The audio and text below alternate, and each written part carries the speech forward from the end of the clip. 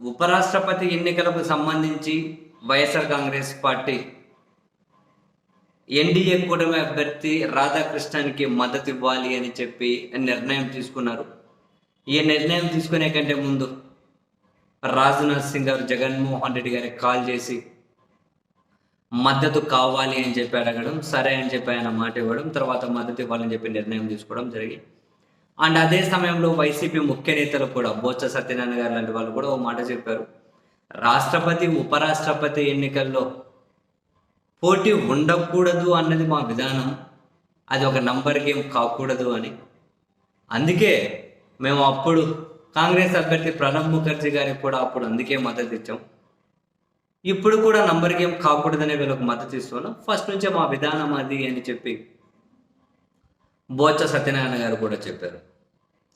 And అదే సమయంలోనే జగన్మోహన్ రెడ్డి గారు కాంగ్రెస్ కూటమి బలపరిచినటువంటి అభ్యర్థికి మద్దతు ఇవ్వకపోవడం మీద నెట్టింట కూడా కాసింత వ్యతిరేక చర్చ అయితే జరిగిన మాట వాస్తవం, వైసీపీ అభిమానుల మధ్య కూడా.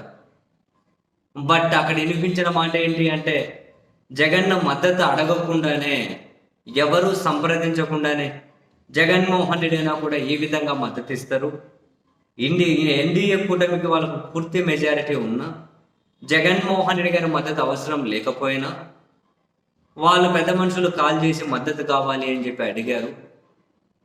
సో ఓట్లు కావాలనే వాళ్ళు అడగాలి కదా, మరి కాంగ్రెస్ వాళ్ళింటో వాళ్ళు కూర్చుంటే ఆ కూటమి ఈయనైనా ఎందుకు వెళ్ళి ఓటేస్తారు అన్నది, వీళ్ళ పార్టీ వెళ్ళి ఎందుకు ఓటేస్తుంది అన్నది మరో పాయింట్.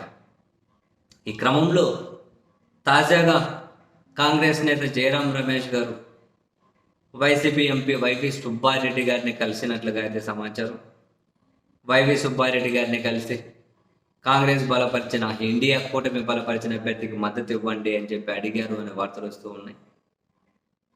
అయితే ఇప్పటికే మేము ఒక నిర్ణయం తీసుకున్నాం, అయినా కూడా మీ మాట నేను మా అధినేత గారి దృష్టికి తీసుకెళ్తాను అని వైవి సుబ్బారెడ్డి గారు జయరాం రమేష్ గారికి చెప్పినట్లుగా అయితే సమాచారం అందుతూ ఉంది. And at the same time ఒక కాంగ్రెస్ ముఖ్య నేత కూడా జగన్మోహన్ రెడ్డి గారి దగ్గరికి వర్తమానం పంపించారు అని, మోసపూరితంగా మిమ్మల్ని ఓడించి అధికారంలోకి వచ్చినటువంటి కూటమికి మీరెలా మద్దతు ఇస్తారు అని జగన్మోహన్ రెడ్డి గారి దగ్గరికి ఆ ముఖ్య నేత ఒక వర్తమానం తీసుకెళ్లారు అని.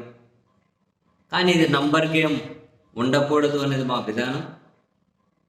సో ఇప్పటికీ వాళ్ళకు మద్దతు ప్రకటించాం కాబట్టి ఈ విషయంలో పునరాలోచన లేదు అని జగన్ గారి వైపు నుంచి కూడా రిప్లై వచ్చింది అని చెప్పి అయితే వార్తలు వెలువడుతూ ఉన్నాయి.